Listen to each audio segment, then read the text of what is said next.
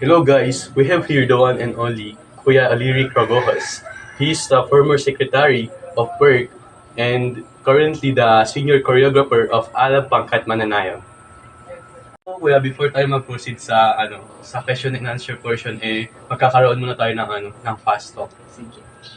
So first Kuya, lights on or lights off while dancing? Lights on. Lights on.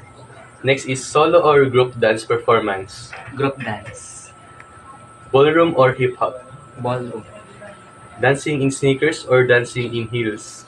Dancing sneakers. Traditional dance or contemporary dance? Contemporary dance. Dancing at home or dancing in a studio? At home.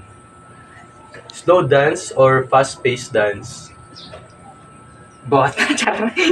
Pwede ba both? Okay, okay lang kuya. So, next is dancing barefoot or dancing in socks? Barefoot. Dancing with a partner or dancing solo? Partnership. Spontaneous dancing or choreographed routines? Choreograph routine. So, kuya, let's proceed na po sa question and answer portion. So, my first question po kuya is when did you start to engage in dancing? So, since bata pa ako is may interest na ako sa pagsasayaw. Tinuruan ako ng mama ko sa pagsasayaw since I was a kindergarten student. So, ayun na hanggang ngayong college is na-adapt ko rin yung skills na pinamana sa akin ng aking magulang. Okay. So next kuya, what did you observe in your body when you started to engage in dancing?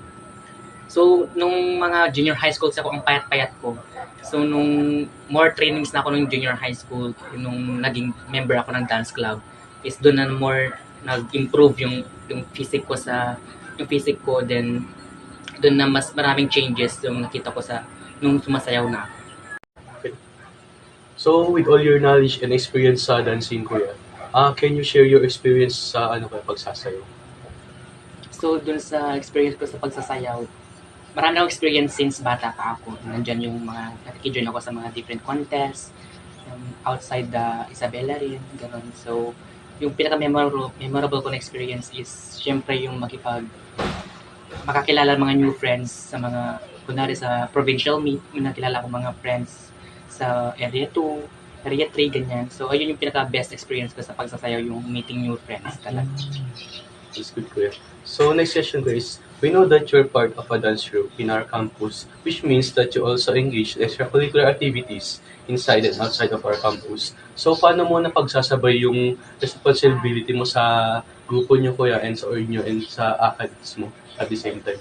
I think it's just a matter of time management talaga. So, kahit member ka ng dance troupe, dapat mas angat pa din dun yung pag-iingat at yung pag-aalaga mo sa ACADS mo kasi yun pa rin mas importante yung ACADS mo kasi yun ang purpose mo ba sa college.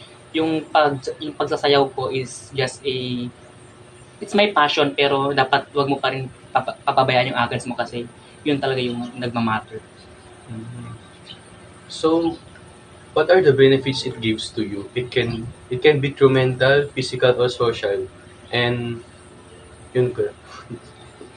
Yung pagsasayaw kasi is hindi lang siya nabe-benefits through physical aspect. Pwede rin siya sa mental aspect and also sa emotional and social din. Like sa mental, it's na-improve yung mental health condition natin. Parang mas nagiging attentive tayo sa mga bagay-bagay. And also sa emotional, parang nagiging stress reliever din siya. At so, syempre sa social is mas nakakapag-gain ka ng more friends kung saan mas nagiging comfortable ka makipag-share sa mga problems mo. So, next question was, what or who makes you love or appreciate dancing? At aside sa parents mo kaya? I think my friends and of course my coaches, sila talaga yung nag-push sa akin para mag-continue sa journey na ito kasi without them, hindi rin ganito ako nag-improve and siyempre with them is mas nag-engage ako sa ganitong talent. For the last question ko, can you show us a sample? Joke lang. Joke lang kuya. For the last ko is, complete na lang yung sentence ko. Dancing is my blank. Dancing is my life. So that's all, Kuya. That wraps up our interview.